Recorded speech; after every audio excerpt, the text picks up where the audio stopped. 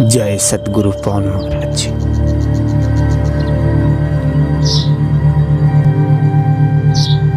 आज दिन सभी लोगों को एक सर में जय सतगुरु पवन महाराज जी। कबीर साहब लिखे हैं कि मन मक्का दिल द्वारिका, काया काशी जान, दसो दशा की देहरा, तामे ज्योति छुपाए। इस शरीर रूपी जो ईश्वर हम लोग को बनाए हैं, इसमें हर चीज छुपा हुआ है। अब हमको देखना है कि चार वर्ण में हम कौन वर्ण हैं, और जो ईश्वर के 16 पुत्र हैं हम लोग के शरीर में, उस 16 पुत्र को हम लोग कितना आगे ला रहे हैं, उनके चमका रहे हैं। क्योंकि जीवन में सारा लोग यही अपना प्रोग्रेस चमकाना, आगे बढ़ना, कैसे हम दुनिया में सबसे महान बने, श्रेष्ठ बने। लेकिन जो 16 पुत्र की व्याख्या किया गया है, हम 16 पुत्रों को कितनी अपने जीवन में चमका रहे हैं। जैसे सच्चाई है, प्रेम है, दया है, आनंद है, शांति है, सत्कर्म है, परमार्थ है। इस सारा चीज को हम कितना चमका रहे हैं जीवन में। अगर जितना ही हम चमका रहे हैं उतना ही आगे जाएंगे। क्योंकि साहब लिखे हैं कि मन मक्का और दिल द्वारिका। जो मन है वही मक्का है। इस मन से हमने 24 घंटे कितना हमने अच्छा कार्य किया, ईश्वर की कार्य किया अपने जीवन में। इसको हम स्वयं अपने आप से देख लेते हैं, देखते हैं।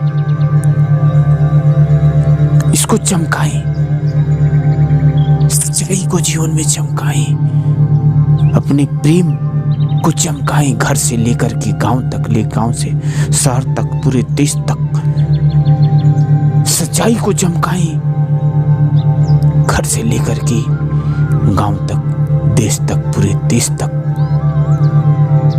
अगर इस चीज को, ईमानदारी को चमकाएं, अगर जो व्यक्ति इस पुत्रों को अपने जीवन में चमकाता है और चमका करके रखता है, इसके लिए वही पुत्र ईश्वर का प्यारा भक्त होता है, ईश्वर का पुत्र है, ईश्वर के पास बैठा है। ईश्वर उसके हमेशा उसकी छाया कृपा बनी है। और जो व्यक्ति ऐसा करता है, ओ ना जाने क्या उसको ईश्वर बना दिए है, कोई सीमा नहीं है। तो इसी मन मक्का, अपने मन से सब चीज को चलाते हैं। दिल द्वारिका, ये अंदर जो द्वारिका है, इस द्वारिका अजीब है।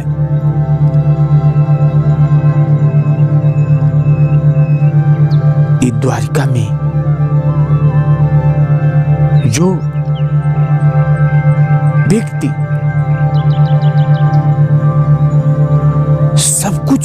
सब कुछ लुटा देता है, लुटा रहा है। खाने से पहले किसी को खिलाने की चिंता, अपना दुख से पहले दूसरे की दुख को चिंता, किसी गांव में दुखी है, अपने दुखों को न चिंता करके उसके दुखों की चिंता करना। कोई भूखा है, अगर उसके घर में भोजन नहीं बन रहा है, अगर हम उसकी चिंता, गांव नगर की चिंता, देशों की चिंता, बढ़ती बुराइयों की देख करके चिंता, यही द्वारिका है। और काया काशी जानो, जो साहब कबीर साहब लिखले हैं कि काया काशी के समान है। इसमें ईश्वर का हमेशा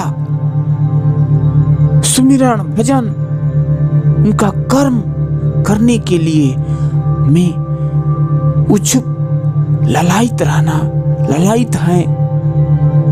इसी को साहब ने लिखे हैं कि सब कुछ इसी में भरा है।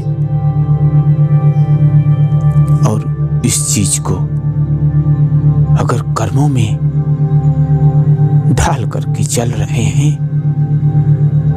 तो आपका जीवन सुख, ओ सुख, ओ सुख कि वो सुख का क्या हम वर्णन करें, वर्णन नहीं कर पाएंगे। वो बनाने वाले ईश्वर का वर्णन हम नहीं कर पाएंगे, क्योंकि बनाने वाले का महिमा अपरंपार है, उनकी कृपा अपरंपार है। और अगर जो व्यक्ति इस चीज को कर रहा है, इस पर चल रहा है, अपने कर्मों में ढाल करके, उस व्यक्ति की महिमा, उसकी कृपा क्या बताएं। अगर कोई भी व्यक्ति कर रहा है, उसके लिए मैं तहे दिल से धन्यवाद देता हूं। और जो व्यक्ति करने के लिए करना चाहता है, वो करके देख ले कि बनाने वाले ने हमको क्या बनाया है, बनाने वाले ने, गुरुदेव ने क्या बनाया मुझको, सतगुरु हमें क्या बनाया है। इसमें जितनी चीज सतगुरु ने जितने इसमें अच्छाई भरती है, उतना ही भी गलत भरती है। जितना ही इसमें सत्य की शक्ति भर दी, सत्य भरती, उतना ही असत्य भरती। इसको हमको देखना है, हमको इस पर चलना है, हमको इसको पालन करके इसको जगाना है, कर्मों में लाना है। हर जगह हर पल हमको कैसे रहना है, कैसे चलना है, कैसे बोलना है, क्या चीज खाना पीना है, क्या ओढ़ना पहनना है, किस तरह से बोलना है, सब कुछ हमको देख करके चलना है। अब कहते हैं दया ऐसी चीज है, साहब लिखे हैं कबीर साहब ने, कि जहां दया होती है वहीं धर्म होता है, जहां लोभ होता है वहीं पाप होता है, जहां क्षमा होती है अपने आप तुरती होती है। दया क्या चीज है? दया जिसके सबसे बड़ी साहब लिखे हैं कि जीव दया है। अगर किसी जीवों पर अगर हमें दया नहीं आ रही है, अगर हम जीवों को मार रहे हैं, तो दया नाम का चीज का पता नहीं चलेगा कि दया क्या चीज होती है।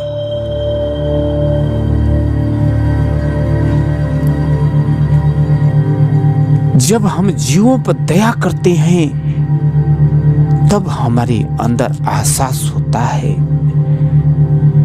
कि दया क्या चीज है। दया बहुत बड़ी चीज है। सच्चाई को हमने जब सच्चाई पर चलते हैं तो सच्चाई का मालूम होता है कि सच्चाई क्या चीज है। सच्चाई वो चीज है, स्वयं परमात्मा, स्वयं ईश्वर है। स्वयं सच्चाई जो है ईश्वर है, ईश्वर के रूप है। अगर सच्चाई पर जब हम चलते हैं तब हमें सच्चाई मालूम होता है कि सच्चाई क्या चीज है। सच्चाई एक उदाहरण में देता हूं। जैसे पिक्चर हम लोग देखते हैं तो कितना गलत फैलाया जाल बैठा रहता है, और एक सच्चाई पुत्र पैदा होता है और सच्चाई पर चलने के लिए संकल्प लेकर के आज जब चलता है तो सारी झूठाइयों को मिटा देता है। सच्चाई वो चीज है, सच्चाई जहां रहती है, जिस घर में रहती है, जिस गांव में रहती है, जिस देश में रहती है, वहां प्रभु का अपने आप कृपा बरसती रहती है। जहां सच्चाई होती है हर शक्तियां भरी रहती है, हर दौलत भरी रहती है, हर कृपा उनकी भरी रहती है। तो सच्चाई क्या चीज है? प्रेम क्या चीज है? प्रेम आज दिन प्रेम क्या चीज है? प्रेम हमने कहा पानी, पानी पानी बिना कोई जिंदा नहीं रहता है। प्रेम पानी के समान है। अगर पानी मुझे जिंदा रख रहा है तो प्रेम ऐसी चीज है, प्रेम ऐसी चीज है कि घर में हो, बहरा हो, गांव में हो, शहर में हो, पूरे देश में हो, तो उस घर में, उस देश में हमेशा हमेशा स्वर्ग के समान वो घर, वो गांव, वो देश स्वर्ग के समान रहेगा। स्वर्ग हो, वही स्वर्ग है। और ईमानदारी, ईमानदारी, ईमान कहते हैं। ईमानदारी क्या चीज है? एक छोटा सा कहानी सुनाता हूं। एक व्यक्ति ने एक मजदूरी किसी तरह से करके अपना पालन पोषण करता था, लेकिन उसने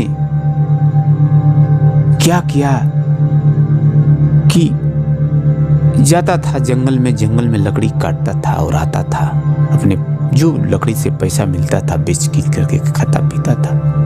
लेकिन एक दिन लकड़ी काट रहा था उस पेड़ से, तब तक ले उसकी टांगी छटक करके समुद्र में चली गई।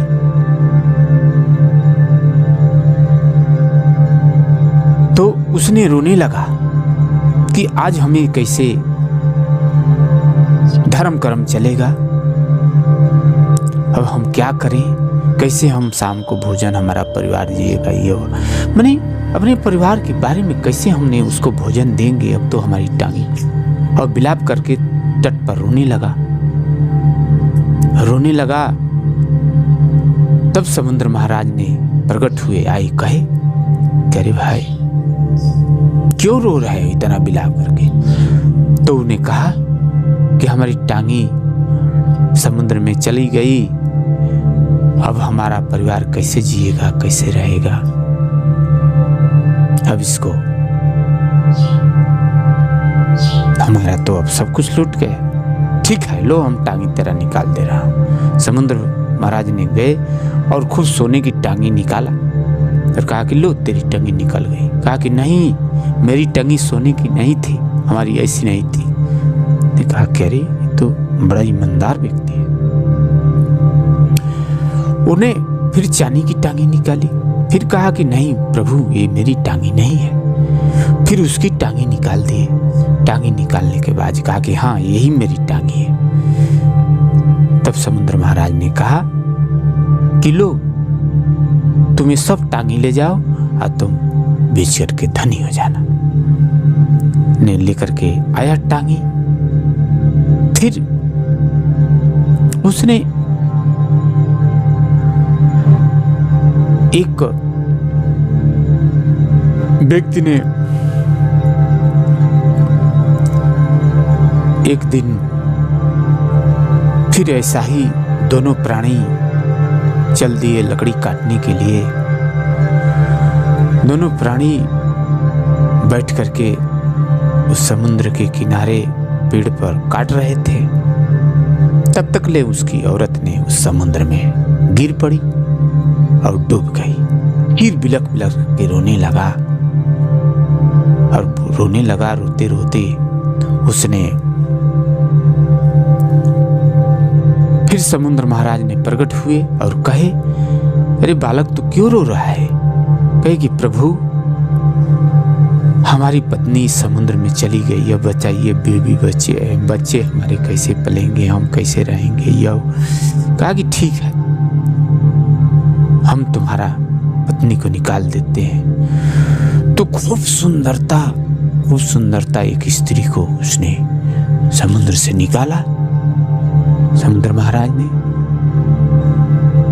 तो वो देख करके व्यक्ति ने कहा कि ये तो मेरी पत्नी, मन ही मन ही सोच रहा है कि मेरी पत्नी नहीं है। लेकिन फिर कुछ देर सोच करके कहा कि अरे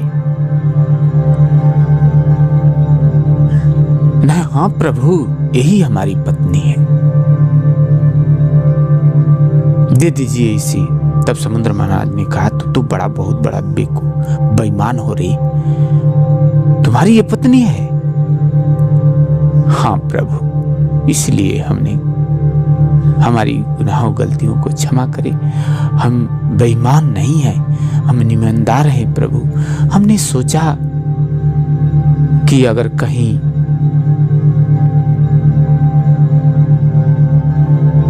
उस टांगी की तरह 3 टांगी निकाल करके हमने दे दिया तो हम लेकर के चले गए। लेकिन हमने ये सोचा कि अगर 3 औरतें निकालेंगे और तीनों को दे देंगे तो हम तो एक को पोषण पालन कर नहीं सकते, तो और तीनों को कैसे करेंगे? तो इसीलिए हमने झूठ बोल दिया और हमने कहा कि यही हमारी पत्नी है।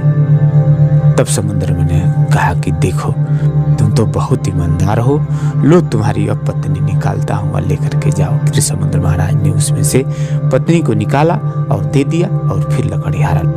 तो ईमानदारी से, और समुद्र महाराज ने खूब दौलत दे दिया और ले जाकर के राजा बना। दोनों लोग रहने लगे।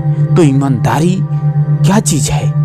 ईमानदारी दौलत का खजाना है। जहां ईमानदारी रहती है वहां दौलत रहता है। अब इसके साथ सभी लोगों को जय सतगुरु।